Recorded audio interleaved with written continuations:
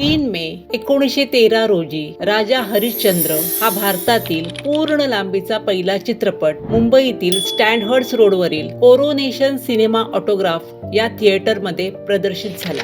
हा चित्रपट भारतीय चित्रपट सृष्टीचे प्रणेते दादासाहेब फाळके यांनी दिग्दर्शित आणि निर्मित केला होता. या मूकपटाने भारतीय चित्रपट उद्योगाची सुरुवात केली आणि भविष्यातील चित्रपट निर्मात्यांसाठी मार्ग मोकळा केला. हरिश्चंद्राची भूमिका दत्तात्रय दामोदर दापके यांनी सादर केली. त्यावेळी सामाजिक रूढींमुळे पुरुष कलाकारांना स्त्री भूमिका साकार कराव्या लागत होत्या. त्यामुळे हरिश्चंद्राची पत्नी तारामती म्हणून अण्णा साळुंके या कलाकाराने स्त्री भूमिका साकारली होती. अशा या अनेक अडचणींवर मात करून दादासाहेब फाळके यांनी भारतीय चित्रपट सृष्टीचा पाया रचला. म्हणूनच दादासाहेब फाळके यांना भारतीय चित्रपट सृष्टीचे जनक संबोधले जाते.